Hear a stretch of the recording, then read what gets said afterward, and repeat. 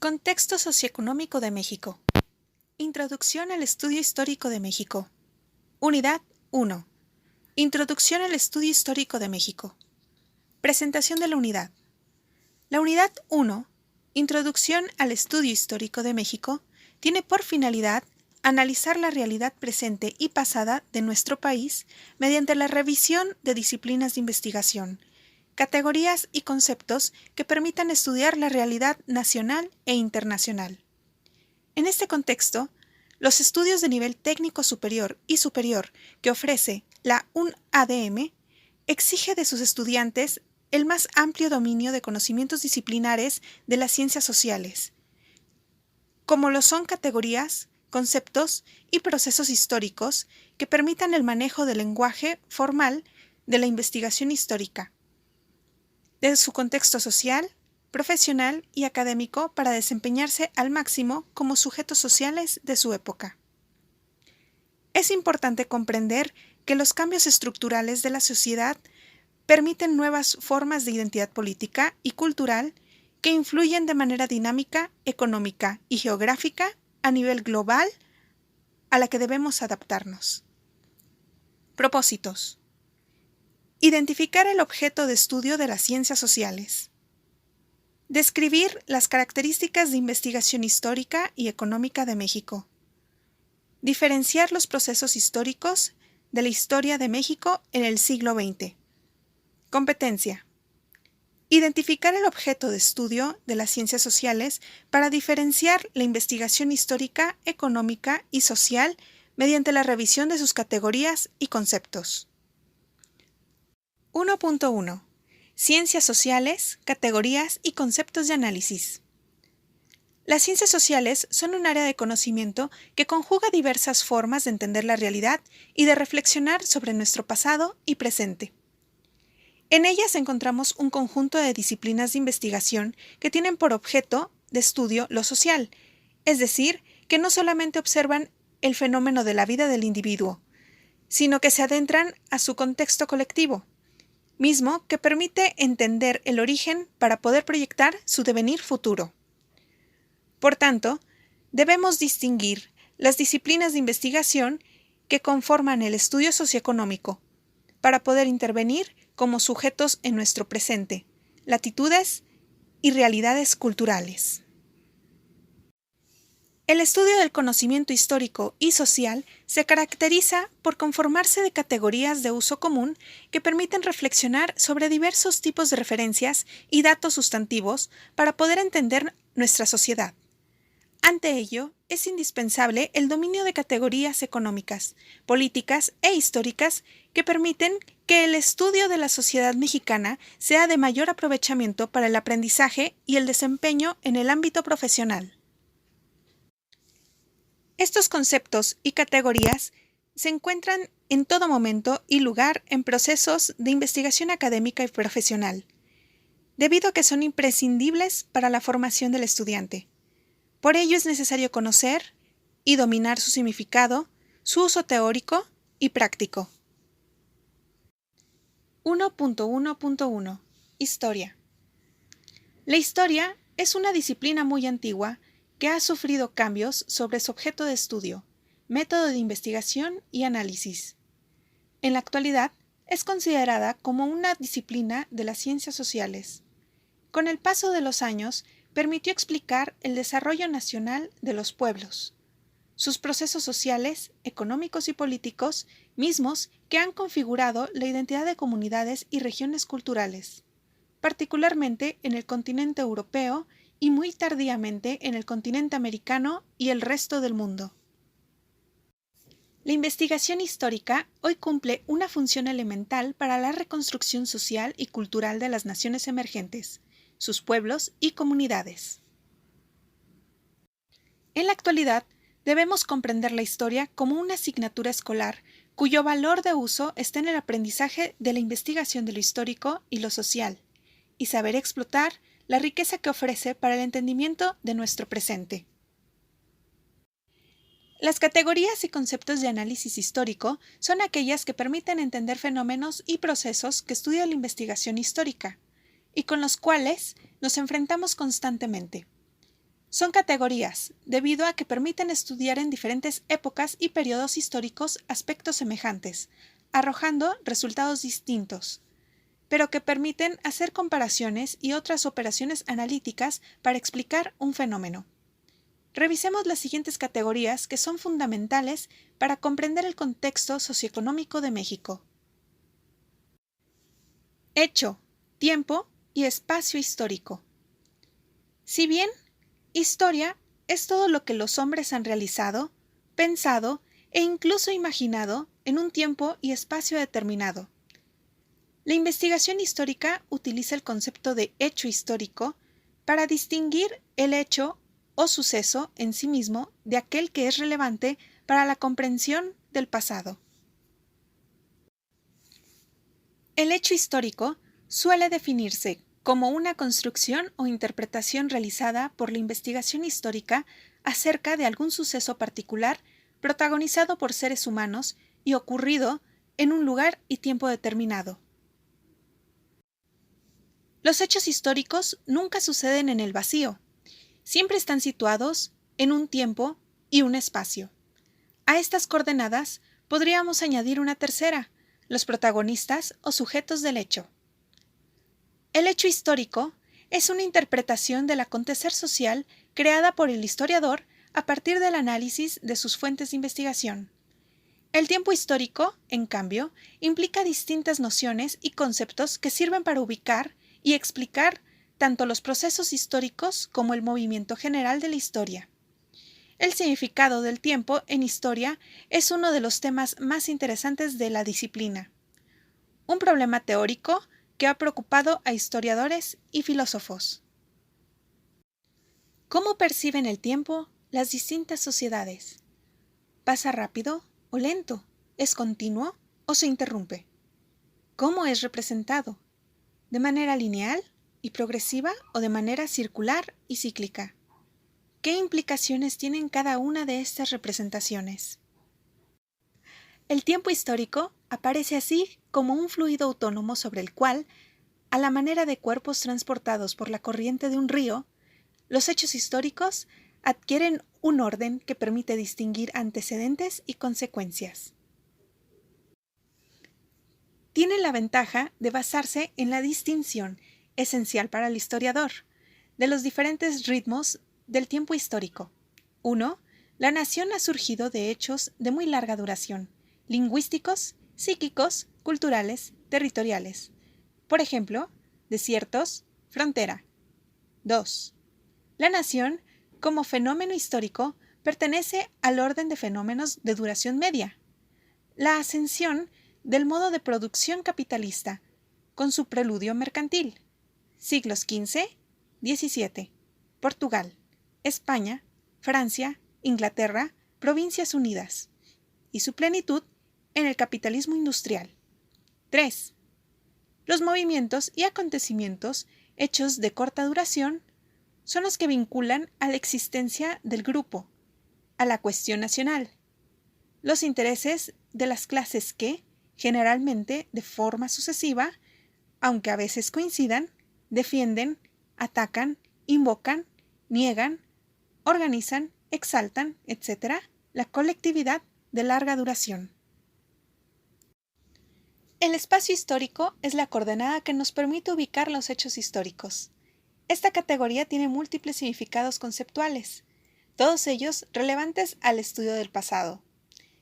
El tiempo y el espacio son inherentes al hombre en el mundo y forman parte del devenir histórico, es decir, la historicidad es una de sus cualidades. El espacio es un producto histórico en el sentido clásico del término. El espacio ha sido conformado o modelado a través de elementos históricos y naturales, pero este ha sido un proceso político. Por lo tanto, se sugieren 3 ejes de reflexión. El carácter relativo del tiempo y el espacio. La asociación historia-tiempo y geografía-espacio. Y la modalidad de espacio-mundo a partir de un supuesto antropológico. Sujeto y sociedad. La idea de sujeto debe concebir una función gramatical, desprendida de una categoría filosófica o un individuo emisor en tiempo presente en un cierto contexto. El sujeto social, mientras tanto, es aquello relacionado con la sociedad, un conjunto de personas que tiene la misma cultura e interactúan entre sí. El sujeto y la sociedad son los actores principales del hecho, tiempo y espacio histórico, y por lo tanto es relevante ubicarlos para la comprensión sociohistórica de nuestro contexto. El concepto de sujeto social está vinculado a las características del ser humano. Cada persona es un individuo con características y motivaciones únicas. A la vez, todas las personas necesitan de otras para desarrollarse plenamente. Por lo tanto, no es posible desprendernos de la sociedad. Somos sujetos sociales, pero con una amplia gama de posibilidades de intervenir en nuestra realidad de manera independiente. Detente reflexionar sobre la distinción en el estudio de la sociedad y de los múltiples temas y problemáticas que le aquejan, aspectos de interés y prácticas cotidianas, es decir, lo social. Esto con el objetivo de distinguir entre la dinámica histórica de la sociedad y el momento en el que te encuentras presente. Como sujeto social, el ser humano requiere de la interacción y de la convivencia con otros seres humanos para educarse, desarrollarse y reproducirse. No existe ser humano que pueda vivir aislado como individuo de los demás. De hecho, el ser humano adquiere su condición humana a partir de su vínculo con otros para conformar su sociedad. Puede decirse que, como sujeto social, el ser humano se define a sí mismo a partir de su entorno. No solo los vínculos directos con personas influyen sobre él. También las instituciones que se crean por consenso, como las leyes jurídicas o normas sociales, determinan su conducta en múltiples ámbitos. Así como la sociedad influye sobre el sujeto social y viceversa, para lograr la transformación del individuo y de su contexto es importante tener conciencia de tal situación de cambio. La relación que se establece entre sujeto y sociedad es recíproca. El vínculo entre ambos es tan estrecho que resulta complejo establecer una diferencia entre las características innatas del individuo y las características que adquiere socialmente. En el ámbito de la sociología, la idea de sujeto social se emplea sobre todo con referencia al individuo que, consciente de su realidad, se agrupa con otras personas que tienen intereses y problemas similares, y comienza a actuar en grupo para lograr mejorar su posición. Los sujetos sociales, de este modo, forman un colectivo social, un partido político, una asociación civil, etc. En relación con el hecho, tiempo y espacio histórico, el sujeto histórico es el actor de la historia misma. Sin él, no hay historia. En este sentido, la noción de sujeto histórico define dos aspectos diferentes, pero complementarios, de la relación que los seres humanos tienen con la historia. En primer lugar, por sujeto histórico, se define a los protagonistas de la historia, a quién o quiénes hacen la historia. En principio, podemos afirmar que la historia la hacen todos los seres humanos en su acontecer cotidiano. Sin embargo, también debemos considerar que existe una dimensión teórica e interpretativa en el modo como se concibe al sujeto histórico. Así, la respuesta que se da a la pregunta sobre quién o quiénes hacen la historia suele variar dependiendo del proceso histórico que se estudie, así como del punto de vista que adopta el investigador. También debido al enfoque disciplinar desde donde observa. En segundo lugar, la noción de sujeto histórico se refiere a quienes reciben la historia. En ese sentido, todos somos sujetos históricos porque la historia incide en las sociedades del presente y, por ser miembros de esas sociedades, la historia nos determina de muchas maneras. Heredamos problemas que vienen del pasado, formas de pensamiento, desarrollos científicos y tecnológicos, rasgos culturales, tradicionales y costumbres, así como formas de organización política, económica y social que definen nuestra identidad y nuestra vida en comunidad. Ahora bien, sociedad es un concepto que describe a un grupo de individuos marcados por una cultura en común, un cierto folclore y criterios compartidos que condicionan sus costumbres y estilo de vida, y que se relacionan entre sí en el marco de un espacio o territorio. Aunque las sociedades más desarrolladas son las humanas, de cuyo estudio se encargan las ciencias sociales como la historia, la sociología y la antropología, por mencionar algunas, también existen las sociedades animales, abordadas desde la biología y la zoología.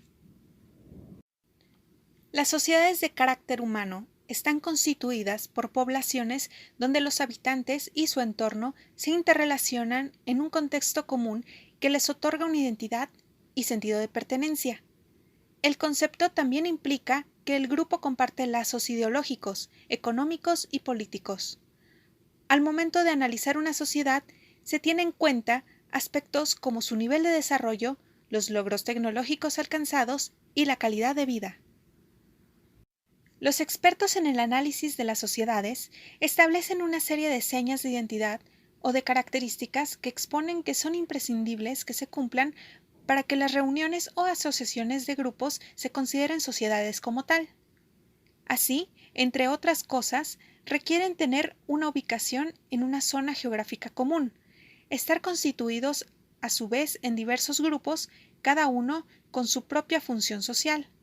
Deben tener una cultura común, pueden considerarse una población en su totalidad. De la misma forma, establecen que las sociedades tienen una serie de funciones que pueden clasificarse en dos. Por un lado, estarían las generales y por otro lado las específicas.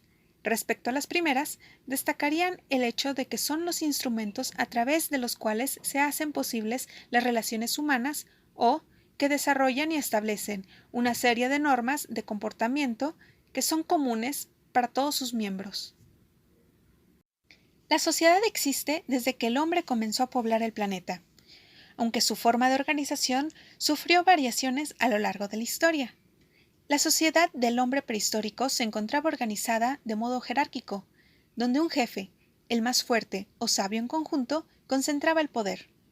A partir de la Grecia antigua, la tendencia absolutista del poder empezó a modificarse, ya que los estamentos inferiores de la sociedad pudieron llegar a ciertos sectores de importancia en la toma de decisiones al grado de desarrollar la democracia, representación política bajo una forma parlamentaria.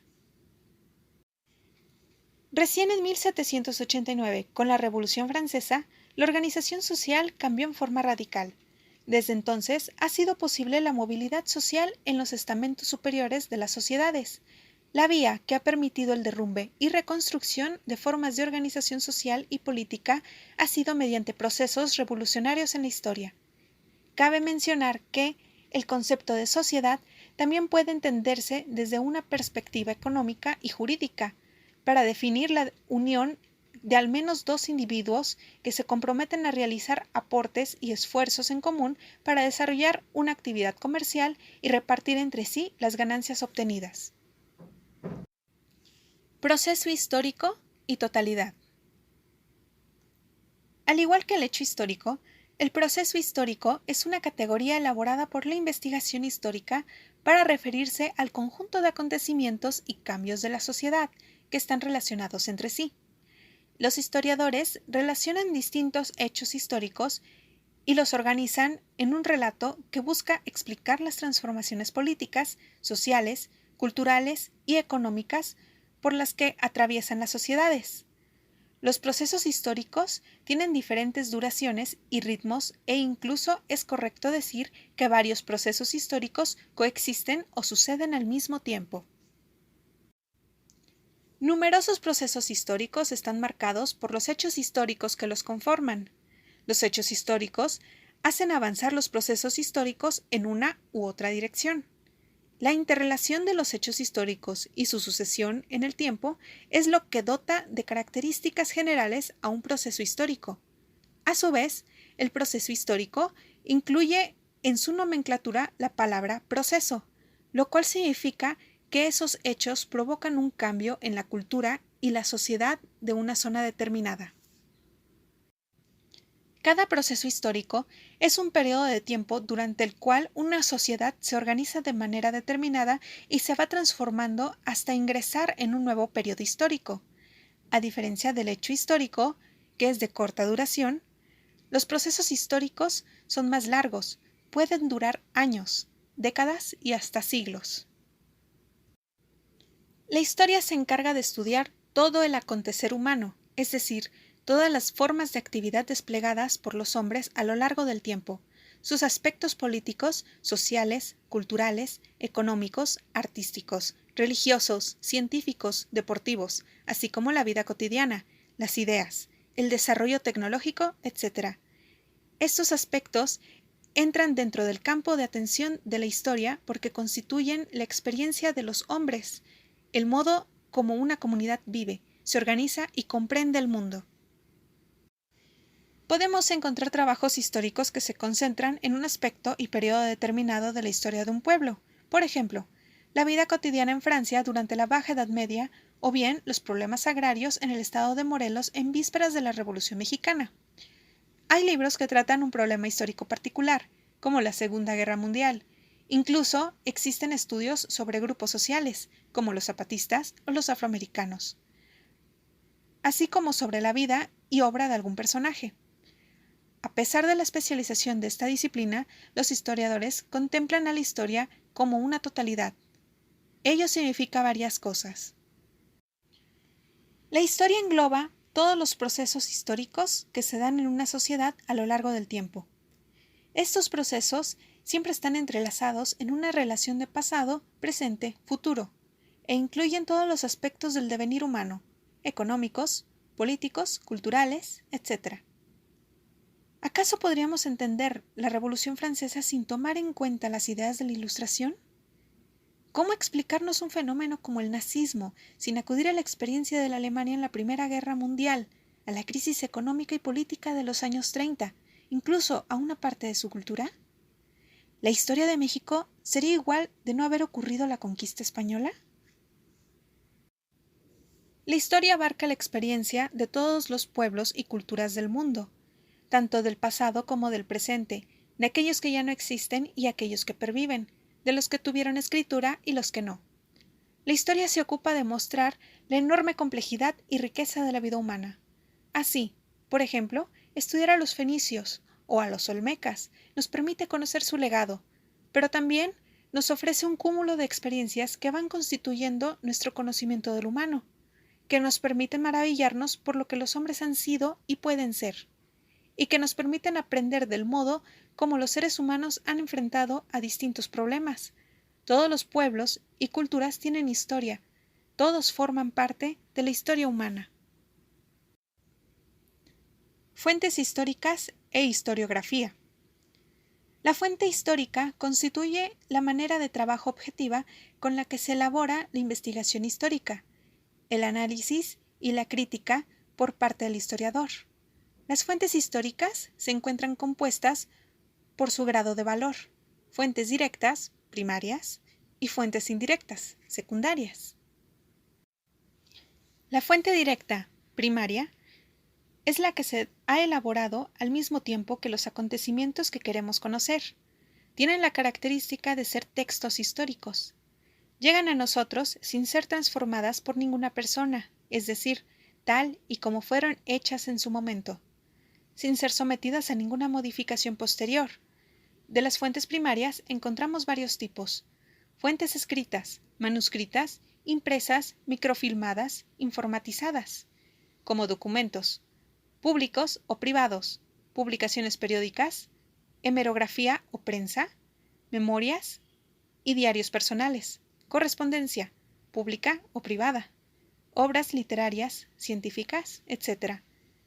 Fuentes iconográficas, plásticas o gráficas, fuentes orales, directas o grabadas, entre otras, como lo son objetos de la vida cotidiana o paisajes geográficos.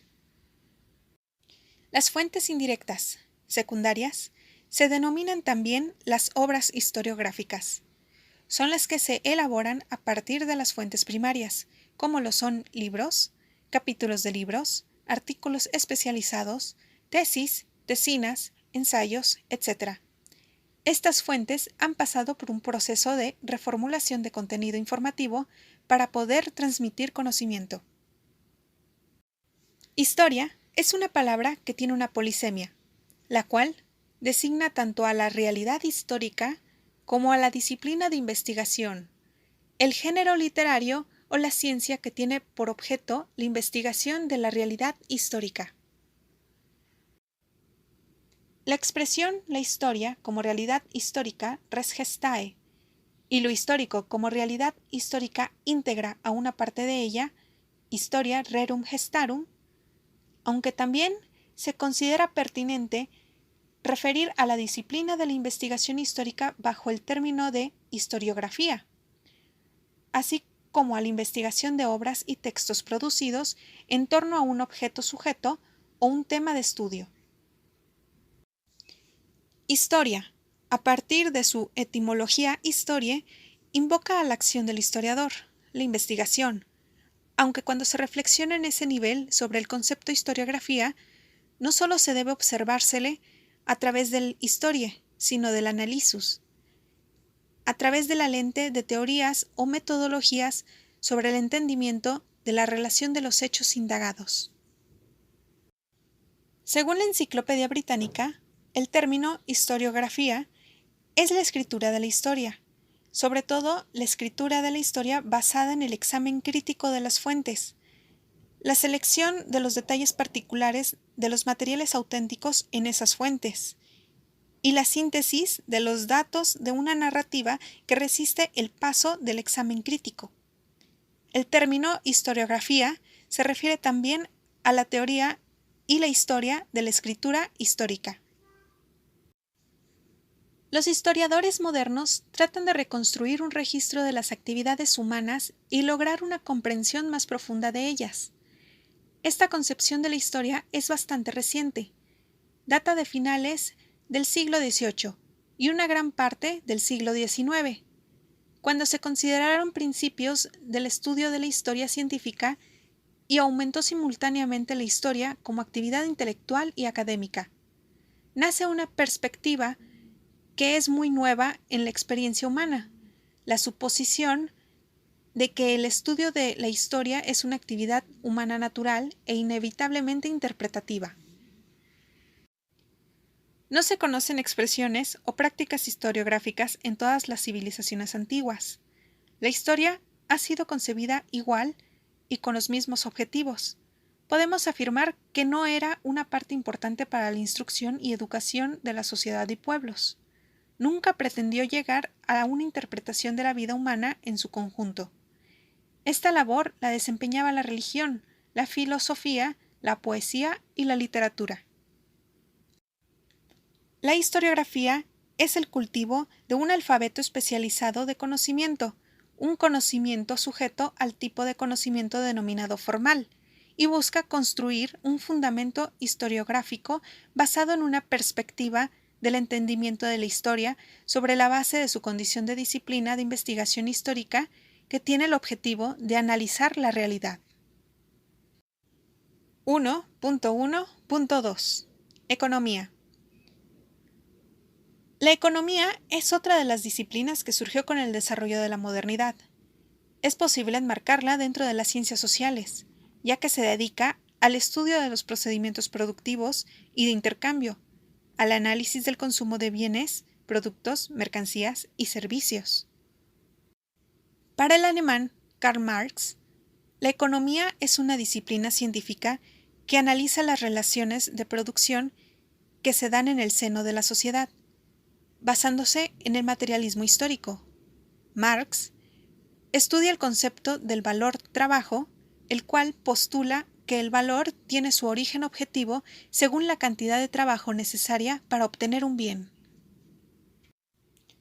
Habría que aclarar que a lo largo de la historia moderna se han generado múltiples escuelas de pensamiento económico, que presentan diferentes enfoques de análisis y estudian diversos fenómenos relacionados a la economía. Algunas de estas escuelas de pensamiento económico son el mercantilismo, el monetarismo, el marxismo, el keynesianismo, por mencionar a las más relevantes. El desarrollo de la teoría económica ha estado ligada al tipo de problema económico en cada momento histórico. Cada escuela ha desarrollado una línea de pensamiento de acuerdo a las circunstancias histórico-económicas de su contexto. Una de las funciones actuales de la economía es aportar criterios racionales para que la asignación de recursos para el desempeño de la producción, distribución, circulación y consumo de mercancías, productos y servicios sea lo más eficiente posible. La palabra economía tiene muchos usos que permiten vincularla con diferentes aspectos, como los intercambios comerciales o las relaciones de oferta-demanda que existen. Es necesario delimitar el estudio de lo económico en el marco de un conjunto de aspectos de análisis que permitirán hacer del estudio socioeconómico una herramienta de mucho valor. Modo de producción y estructura. El modo de producción es un concepto vigente que proviene de la teoría marxista. El marxismo, o teoría marxista, es la denominación que se le ha dado a la serie de ideas filosóficas y doctrinas del tipo político que fueron propuestas e impulsadas por el filósofo alemán Karl Marx. Y de acuerdo a él, el modo de producción designa a la manera social en la cual se producen los bienes y servicios que se consideran necesarios para la vida de los seres humanos. En el modo de producción se combinan por un lado las fuerzas productivas, representadas por la fuerza de trabajo humano y por el conocimiento tecnológico que se tenga de los medios de producción tales como herramientas, maquinaria, materiales, entre otros, así como las relaciones de producción que incluyen la propiedad, el poder y el control por parte de quienes detentan los recursos de producción. Marx explicó que la facultad de producción y la facultad de relacionarse socialmente eran dos condiciones básicas y diferentes de los seres humanos. Para que una persona sobreviva en la sociedad es necesario que consuma, en tanto ese consumo implicará producción. Y es justamente en este punto que quienes consumen con quienes producen se juntan. Las transformaciones en el modo de producción originan cambios en el régimen social. Sirve de base al desarrollo de las fuerzas productivas y de las relaciones de producción de toda la sociedad. Gracias a los conocimientos adquiridos, a la experiencia y a los hábitos de trabajo, los hombres producen los bienes materiales, desarrollan las fuerzas productivas que muestran el grado en que el hombre domina a la naturaleza. El nivel de desarrollo alcanzado por las fuerzas productivas determina el carácter de las relaciones de producción. Las relaciones de producción o relaciones económicas, es decir, las que se establecen entre los hombres en el proceso de producción de los bienes materiales, influyen a su vez activamente sobre las fuerzas productivas, facilitando u obstaculizando su desarrollo. En este sentido, Karl Marx consideraba que el orden social está en estrecha vinculación con el modo de producción existente en la sociedad en cuestión, y también con la distribución del ingreso y del mismo consumo. El cómo se produce nos dirá muchísimo acerca de la distribución de la riqueza y del consumo que existe en esa sociedad. La humanidad conoce 5 modos de producción que se han sucedido desde el nacimiento de las primeras formaciones sociales humanas. Modo de producción 1. Comunidad primitiva. Clase dominante y dominada, sin clases. Rasgos. Los medios y productos pertenecen a la sociedad. Modo de producción 2. Esclavista. Clase dominante y dominada, amo y esclavo. Rasgos. Relaciones de sometimiento. El amo es el dueño de las fuerzas productivas, de la mano de obra y medios de producción. Modo de producción 3. Feudal. Clase dominante y dominada, señores y siervos. Rasgos. Propiedad completa de los medios y en parte del trabajador. Modo de producción 4. Capitalista. Clase dominante y dominada, burguesía y proletariado. Rasgos. Propiedad privada de los medios de producción. El trabajador es jurídicamente libre. La fuerza de trabajo es la única propiedad que posee el trabajador. Modo de producción 5. Socialista. Clase dominante y dominada, obreros y campesinos. Rasgos. Propiedad colectiva de la tierra y la industria. Economía planificada. El que se sustituya a un viejo modo de producción por otro nuevo es resultado inevitable de la agudización de las contradicciones entre las fuerzas productivas en desarrollo y las relaciones de producción rezagadas. Tales contradicciones, cuando impera la propiedad privada sobre los medios de producción, poseen carácter antagónico y se manifiestan en la lucha de clases. En esta lucha alcanza la victoria la parte de la sociedad que se halla vinculada al modo de producción más avanzado y progresivo. En lo concerniente a la estructura de una sociedad, esta no estará determinada en un inicio por la relación entre los hombres y sus ideas, el Estado, ni siquiera el derecho, sino a través del modo de producción es como se definen y establecen las características y estructura de la sociedad. En tanto, si llega a cambiar el modo de producción, algo que es probable que suceda cuando se confrontan las fuerzas de producción con las relaciones sociales, todo cambia: la política, la economía, la religión, el arte, la cultura, entre otros. De ahí deriva en otro concepto al que denominamos revolución. La mercancía es el producto de trabajo destinado a satisfacer alguna necesidad del hombre y que se elabora no para el propio consumo, sino para la venta e intercambio de otras mercancías, por ejemplo, por el intercambio de dinero. De ello se deriva que el dinero es una forma de mercancía universal, puesto que con él se pueden adquirir todas las demás mercancías. Los productos del trabajo se convierten en mercancías tan solo cuando aparece la división social del trabajo y cuando existen determinadas formas de propiedad sobre los medios de producción y los frutos del trabajo. Por consiguiente, la mercancía es una categoría histórica de relevancia. En los modos de producción esclavista y feudal, la gran masa de los productos del trabajo se obtiene en un régimen de economía natural y no se presentan en calidad de mercancías. Solo en la producción capitalista todos los frutos de trabajo se convierten en mercancías y también se convierte en mercancía la fuerza de trabajo. Esto es lo más característico del capitalismo. Toda mercancía en el actual modo de producción capitalista posee dos propiedades. Tiene un doble carácter. En primer lugar, la mercancía ha de satisfacer tal cual necesidad humana. Ha de ser útil al hombre y dicha propiedad constituye el valor de uso de la mercancía. Como quiera que sea, la mercancía es un producto destinado al cambio y su valor de uso es portador del valor de intercambio, es decir, del trabajo social invertido en su producción y materializado en la mercancía. Estas dos propiedades de mercancía son una consecuencia del doble carácter del trabajo. El gasto del trabajo concreto crea el valor de uso de la mercancía y el trabajo abstracto crea el valor de la misma. Como valores de uso, las mercancías son cualitativamente heterogéneas y en consecuencia no conmensurables entre sí desde el punto de vista cuantitativo. Como valores, las mercancías constituyen condensaciones de trabajo social homogéneo de los productores. La magnitud del valor de las mercancías está determinada por la cantidad de trabajo socialmente necesario.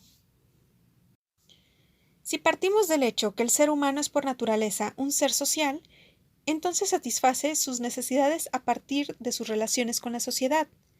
Es por ello que existen diferentes maneras que los hombres y las mujeres se relacionan para actuar sobre la naturaleza y participar socialmente, toda vez que a través de la historia han ido modificándose.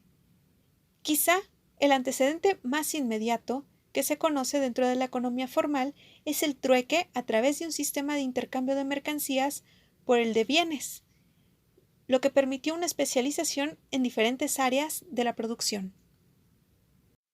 En el presente, Las sociedades han creado formas de organización que se denominan estructuras y pueden ser económicas, sociales, políticas y culturales. Esto significa que toda sociedad se integra a partir de estructuras y, para entender su funcionamiento, es necesario conocer cuáles son las más importantes, cómo se integran, en qué consisten y qué relaciones complejas guardan entre sí, como la estructura económica, la cual es primordial entender. ¿Cómo funciona la estructura económica de México? Esta pregunta nos permite reflexionar de manera directa con las formas en que se estructura nuestro país para satisfacer las distintas necesidades que se presentan en el conjunto de su población, generando formas de organización que nos conduzcan a una mejor y legítima convivencia entre sus habitantes. Para iniciar el estudio del contexto socioeconómico de México, es necesario conocer el concepto de estructura y entender con claridad cómo funcionan sus componentes y las relaciones ahí existentes. En este sentido, el concepto de estructura hace referencia a la organización o al sistema social que determina las relaciones entre las personas en un determinado tiempo y espacio. Puede ser interpretado de distintas maneras, según la corriente de pensamiento a través del cual se ha estudiado.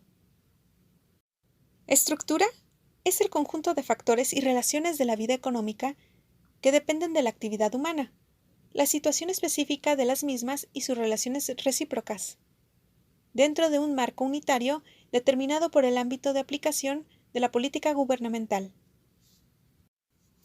El cambio estructural se da cuando se modifican las relaciones de propiedades de los medios de producción, las relaciones sociales, la distribución del poder en la sociedad y la forma como aquel se ha venido ejerciendo, afectando de manera sustancial los mecanismos de interacción entre las instituciones que conforman a la sociedad. Por ello, los cambios estructurales son sucesos excepcionales en la historia de las sociedades, acontecimientos que suceden ocasionalmente, ya que para consumarse requieren la participación de la mayoría de la población. Desde la perspectiva marxista se parte el siguiente hecho. Si no se aprovecha una coyuntura, entonces se pierde la oportunidad que tal vez no se llega a dar en periodo relativamente grande en el tiempo histórico. Tanto el cambio estructural como el cambio coyuntural se producen en tiempos de inestabilidad y de crisis, sea social, política o económica. Es por ello que en gran medida se considera que los cambios estructurales son posibles debido a los procesos revolucionarios de las sociedades. En el caso de la historia de México, el último gran cambio estructural en el proceso histórico, al que denominamos Revolución Mexicana de 1910 a 1917, en la que todas las características de la sociedad y la economía de México de antes de ese proceso histórico son evidentes rupturas que permiten un cambio estructural. Sectores económicos primario, secundario y terciario.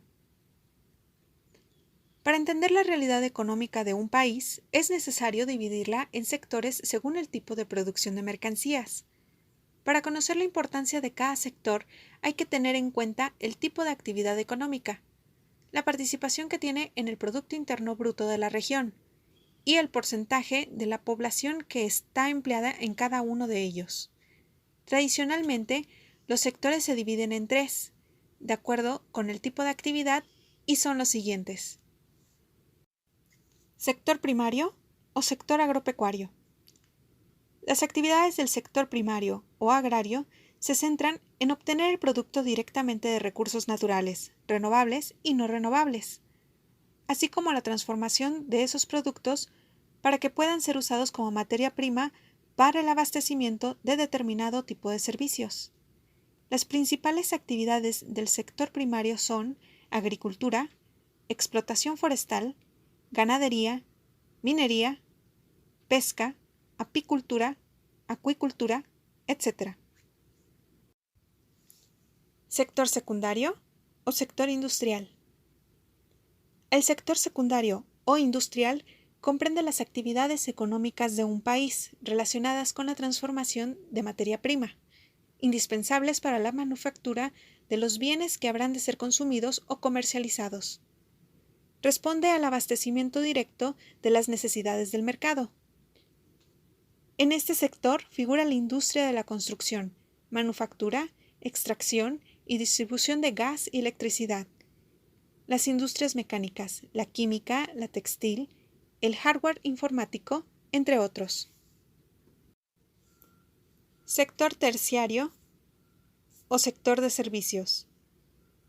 El sector terciario o de servicios incluye todas las actividades que no producen mercancías, pero que se encargan de ofrecer al mercado o a la comunidad bienes y servicios. En este sector se incluye el comercio, las mercancías de consumo cotidiano, los servicios financieros, las industrias hoteleras y turísticas. También se incluyen en los servicios de transporte, educación, profesionales y las actividades de la administración pública, entre otras.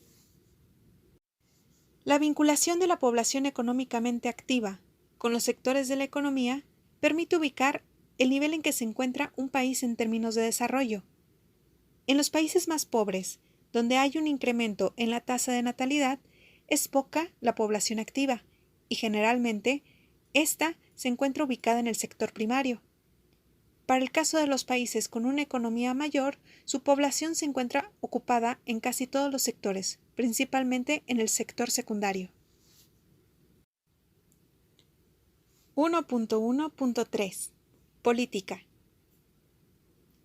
Las categorías de análisis político permiten entender fenómenos históricos y económicos de forma estratégica. Estas categorías permiten estudiar fenómenos semejantes en diferentes épocas y periodos históricos en los cuales es posible aproximarse a resultados semejantes o equivalentes a su respectiva época, permitiéndonos hacer comparaciones y otras operaciones analíticas para explicar fenómenos o sucesos de distinta época. La política como tal hace referencia a lo que denominamos estructura política, misma que hace referencia al sistema jurídico-político que está formado por un conjunto de normas, leyes, instituciones y fuerzas de poder político. Toda sociedad necesita de control social por razones de orden y armonía colectiva. Los principios y objetivos del sistema sociopolítico son consecuentes con la manera en que un grupo en el poder ejerce el control social y establece la relación voluntaria o impuesta entre los representantes del Estado y los diferentes grupos y subgrupos que componen la sociedad civil. Sistema político. El sistema político es un conjunto de interacciones sociales e individuales mediante las cuales se ejerce la fuerza y el consenso. Este sistema viene formado por agentes políticos, instituciones gubernamentales, sociales, religiosas, organizaciones no gubernamentales reguladas por comportamientos, creencias, normas, actitudes, ideales, valores y sus respectivas interacciones, que mantienen o modifican el orden del que resulta una determinada distribución de utilidades, conllevando a distintos procesos de decisión de los actores que modifican la utilización del poder por parte del político a fin de obtener el objetivo deseado. Los elementos de un sistema político son los órganos e instrumentos que dirigen el sistema y cumplen la función de asignar valores a la sociedad. Actores institucionalizados en que la sociedad se organiza para transmitir sus demandas o influir o modificar las decisiones de la autoridad. Los principios estructurales de un régimen político son un techo ideológico, un elemento estructural, modo concreto de organización política y un elemento social, modo arquitectónico que configura la sociedad política. México es una república representativa, división de poderes, democrática y federal, gobernada bajo las leyes de la Constitución promulgada en 1917. Dicha república se organiza en 1. El Poder Ejecutivo Nacional está representado por un presidente, que tiene que ser mexicano de nacimiento e hijo de mexicanos. Se elige de manera directa y popular para un periodo de 6 años y no puede ser reelegido. El presidente designa a los miembros de su gabinete, que tienen que ser confirmados por el Congreso. 2. El poder legislativo en México está representado por el Congreso de la Unión, que se compone de la Cámara de Senadores y la Cámara de Diputados. La Cámara Alta es la del Senado, con 128 miembros elegidos popularmente para un periodo de 6 años. Se nombran 2 senadores por cada estado y por el Distrito Federal. La Cámara Baja es la de los diputados, compuesta por 500 miembros designados para un periodo de 3 años. 300 diputados son elegidos por el principio de votación mayoritaria y 200 de acuerdo a un sistema de representación proporcional. Los senadores y diputados no pueden ejercer 2 periodos consecutivos. Todos los ciudadanos mayores de 18 años tienen derecho a votar y ser votados. 3. El Poder Judicial. Lo representa el tribunal más alto de la República Mexicana, que es la Suprema Corte de Justicia, compuesta por 21 miembros designados por el presidente del país con el consentimiento del Senado. El Tribunal Superior de Justicia ejerce el poder judicial en cada uno de los 31 estados de la República. El jefe ejecutivo de cada estado es un gobernador, elegido popularmente para un periodo de 6 años. El Distrito Federal ha dejado de ser para convertirse en un estado de la República más. Por lo tanto, se ha denominado como Ciudad de México. Sus 16 delegaciones políticas han pasado a ser municipios, división política en la que se encuentra organizado cualquier estado de la República Mexicana. El poder legislativo en los 31 estados está representado por una Cámara de Diputados, cuyos miembros se eligen para un periodo de 3 años. Una noción común a la categoría del sistema político es relacionada al sistema de partidos políticos.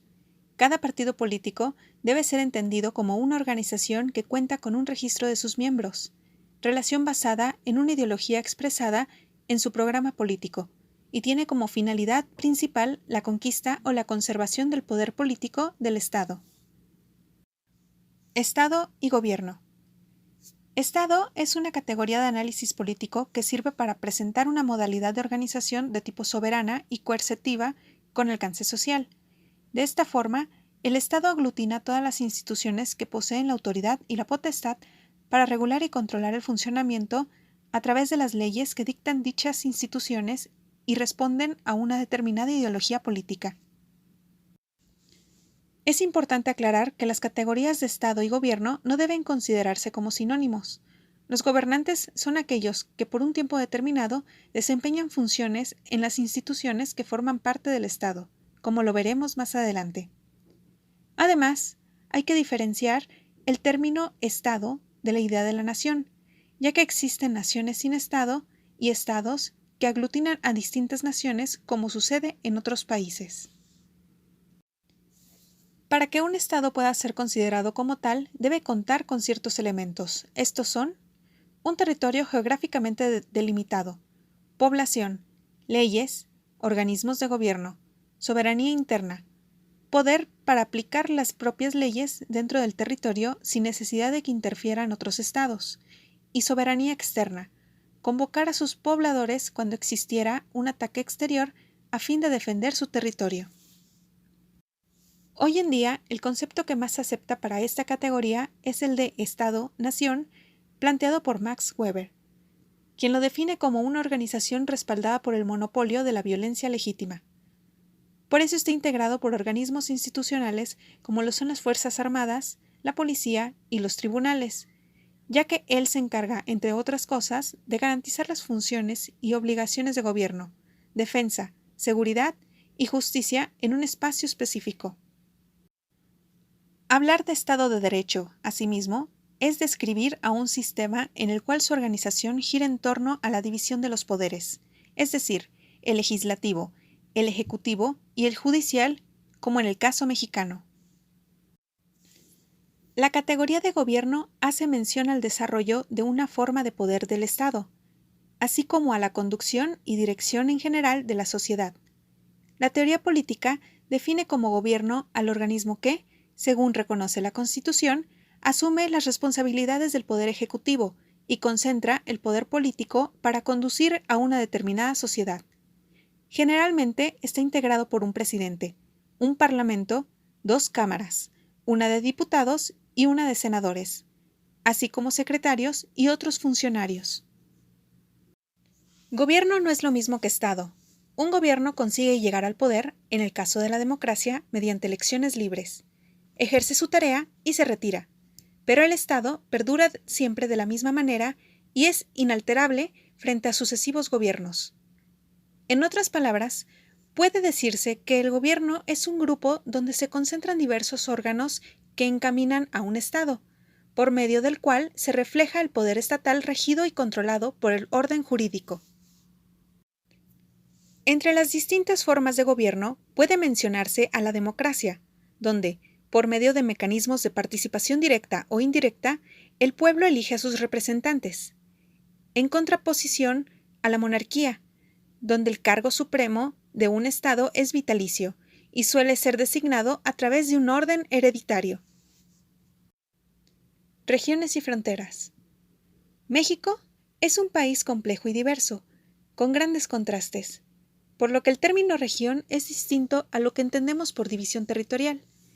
Desde la perspectiva geográfica se tienen varias regiones con características específicas, como son desiertos, planicies, cuencas, mesetas, montañas, altiplanos, etc. Debido a sus ecosistemas, también desde la perspectiva climática, prácticamente se cuenta con diferentes climas tales como frío, templado, semiárido, lluvias abundantes en algunas regiones y en algunas otras áridas, caluroso en el sur del país, por mencionar algunos.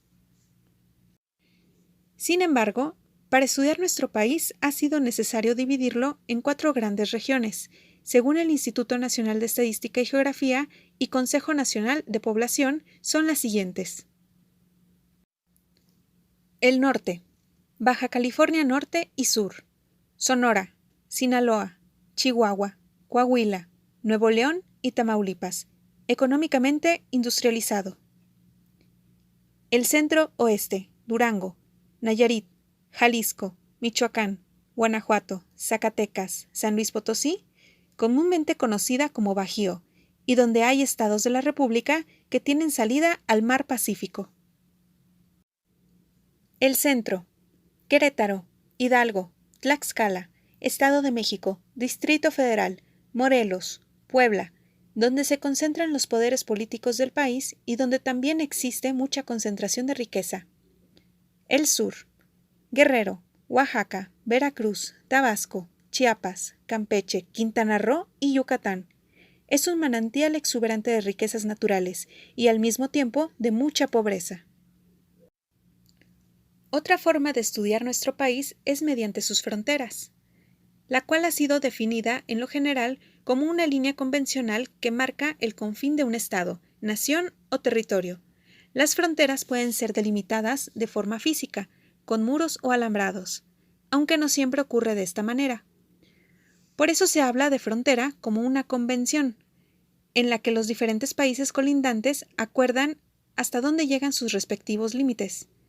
Al pasar dicho límite, la frontera, se ingresa en el territorio del país vecino. La frontera, por lo tanto, marca una soberanía. El gobierno de un país tiene autoridad dentro de los límites de sus fronteras. Lo que ocurre más allá, aunque sea a unos pocos metros, está fuera de su incumbencia, siempre y cuando no afecte sus intereses nacionales. Las fronteras pueden ser terrestres, aunque también existen fronteras marítimas, fluviales, lacustres y hasta aéreas.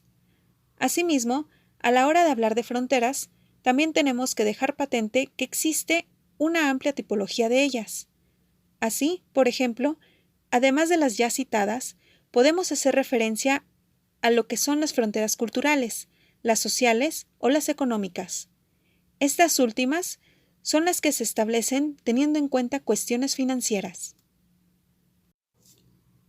No obstante, tampoco debemos olvidar la existencia de las conocidas como fronteras naturales, que, como su propio nombre indica, son aquellas que separan a unos territorios mediante un accidente geográfico, ya sea una montaña, un valle o un río, por ejemplo.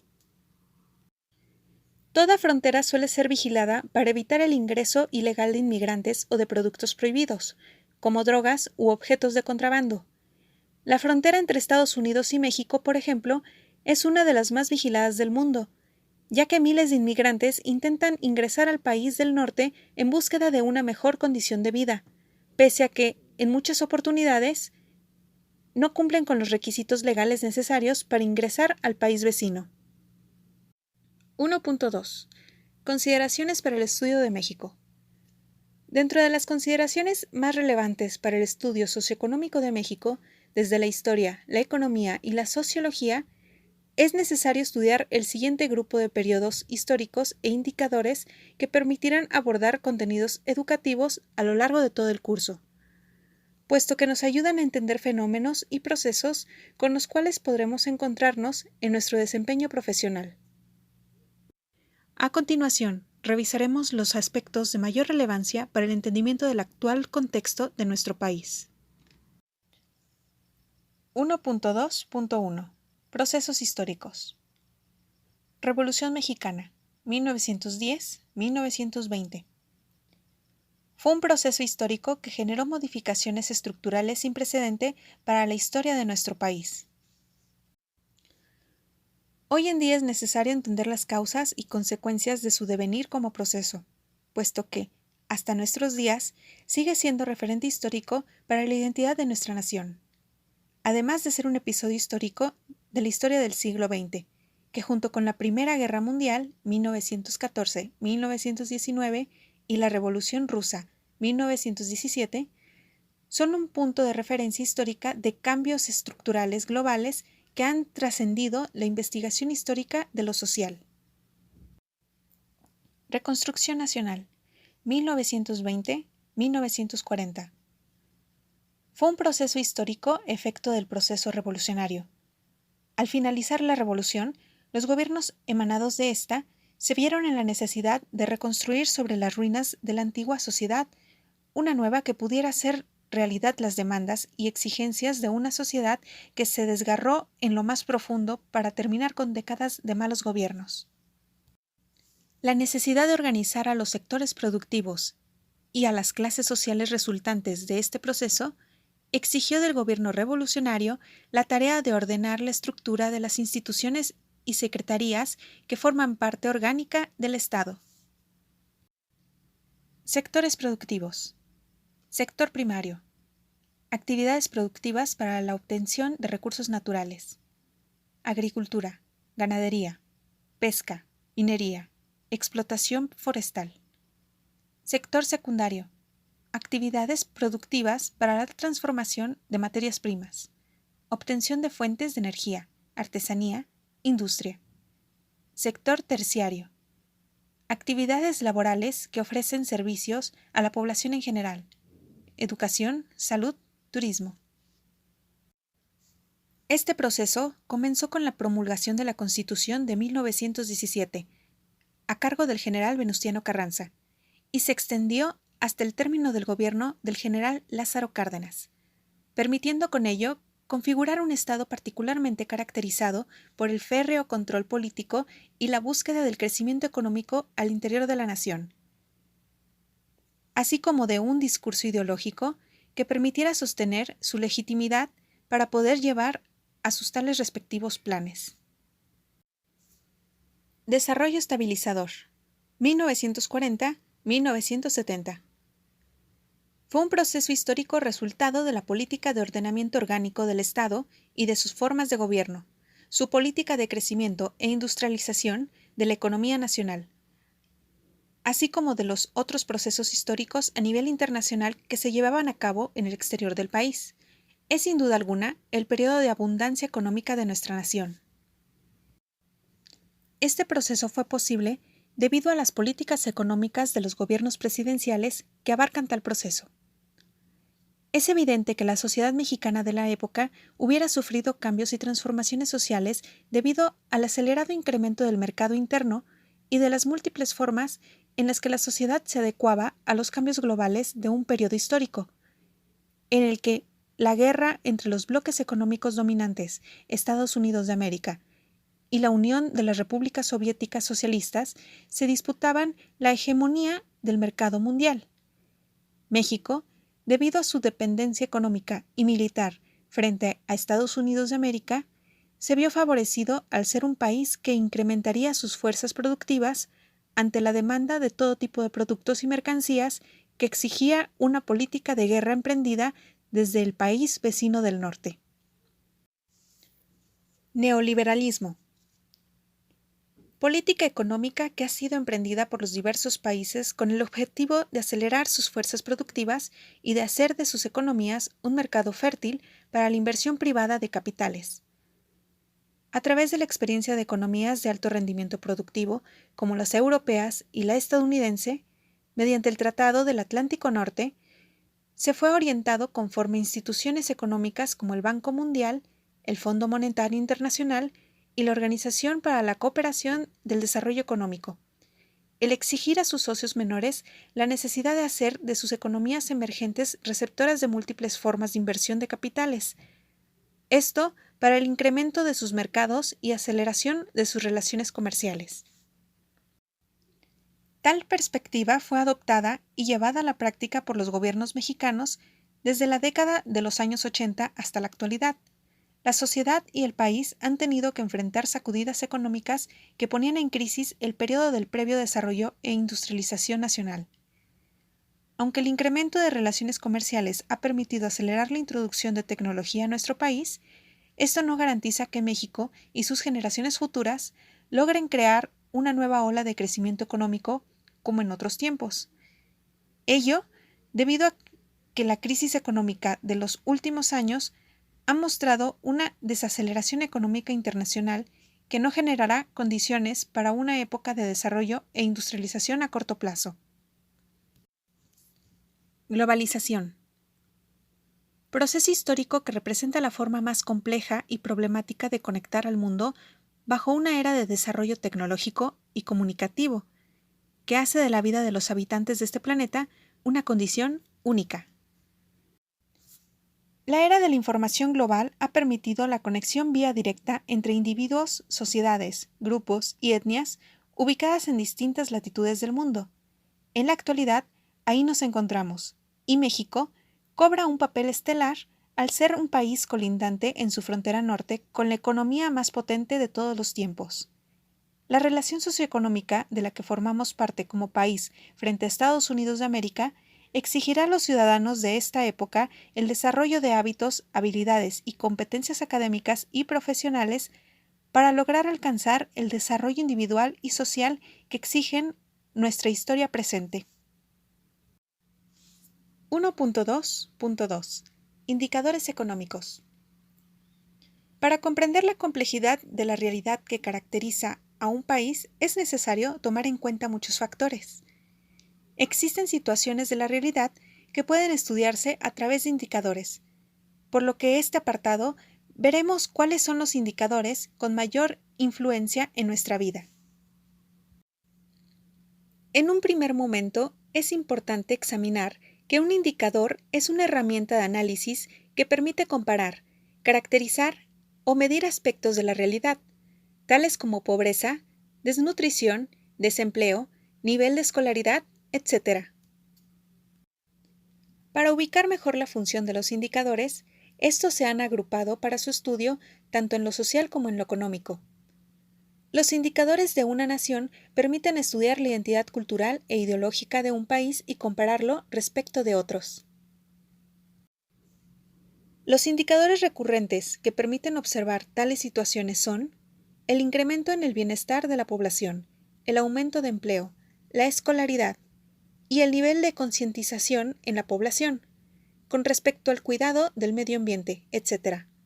Por lo que es crucial ubicar los indicadores a efecto de obtener un panorama general de las distintas realidades en las que nos encontremos como civilización, ya sea en países con economías en desarrollo o en subdesarrollo. La relevancia del valor de uso de los indicadores es tal que permite hacer estimaciones para aproximarnos relativamente mediante comparaciones de fenómenos equivalentes y proyectar estrategias para intervenir a favor de un bienestar global.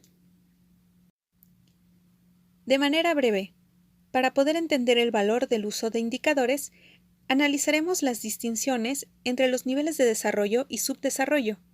En términos generales, el desarrollo y el subdesarrollo son dos categorías de análisis que nos permiten entender el proceso histórico universal que han tenido las sociedades en relación con los avances de su estructura económica, política y social. Ambas categorías son parte de un mismo proceso histórico simultáneo, por lo que se vinculan e interactúan entre sí.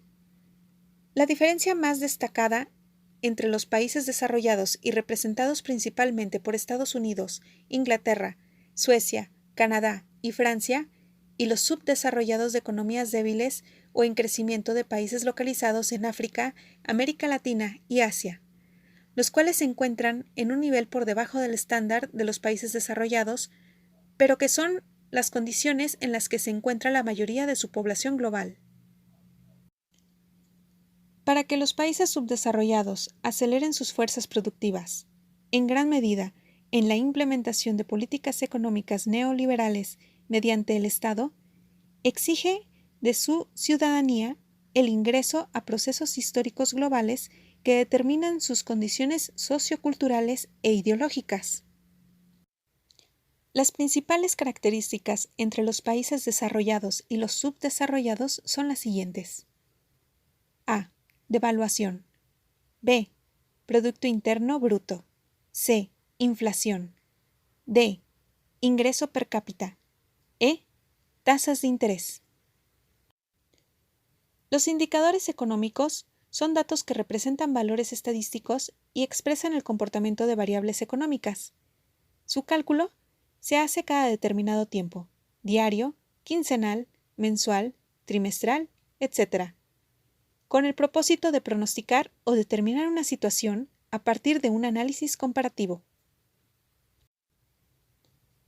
Es importante mencionar que existen una variedad de indicadores relativos a diferentes temas de carácter económico. Sin embargo, no es objeto de este curso analizarlos todos, ya que se trata de aplicaciones más especializadas que no corresponden a los propósitos de aprendizaje. A continuación, se presentan los indicadores más relevantes y respectivas definiciones. Devaluación. Pérdida del valor nominal de una moneda con respecto a otra moneda, provocada por la decisión de las autoridades económicas. No debe confundirse con la despreciación, término que se identifica con el mismo proceso bajo un régimen de tipo de cambio flexible. Inflación. Aumento persistente del nivel general de los precios de la economía, con la consecuente pérdida de valor adquisitivo de la moneda. Se mide generalmente a través de la variación del índice de precios al consumidor. Ingreso per cápita. Conjunto de remuneraciones promedio obtenida por los habitantes de un país de un periodo determinado, generalmente un año. Se utiliza para comparar estándares de vida entre países. Producto Interno Bruto. Se define como la suma de bienes y servicios finales producidos en un periodo determinado. Para el caso de México, la publicación es cada 3 meses. Puede ser expresado en valores de mercado. Tasas de interés. Precio que se paga por el uso del dinero. Suele expresarse en términos porcentuales y referirse a un periodo de un año. Población económicamente activa. Es un sector de la población que corresponde a la fuerza laboral efectiva de un país y está constituido por personas en edad de trabajar. Al incorporarse al mercado laboral, tiene un empleo remunerado. Sus condiciones de trabajo dependen de las regulaciones y de las leyes de cada país o nación. La PEA, como se conoce por sus siglas, está compuesta por empleados y desempleados. La PEA no corresponde a la tasa de ocupación o desempleo, no proporciona información de la calidad de trabajos generados en la economía, ni la generación de nuevos puestos de trabajo. La PEA se calcula a través de la suma de estos dos componentes, PEA igual a empleados más desempleados. La tasa de desempleo se calcula como el número de desempleados dividido por la población activa y se expresa en forma de porcentaje. Cierre de la unidad. Recapitulando en esta unidad 1, Introducción al Estudio Histórico de México, tuvo por finalidad analizar la realidad presente y pasada de nuestro país. Hemos revisado las disciplinas de investigación, categorías y conceptos que permitan estudiar la realidad nacional e internacional. El amplio dominio de conocimientos disciplinares de las ciencias sociales, como lo son categorías, conceptos y procesos históricos, te permitirán hacer uso del lenguaje formal de la investigación histórica, de tu contexto social, profesional y académico para desempeñarse al máximo como sujetos sociales de su época. Se han abordado temas idóneos para comprender los cambios estructurales de nuestra sociedad, así como la identidad política y cultural que influyen en la dinámica económica y geográfica a nivel global a la que debemos adaptarnos.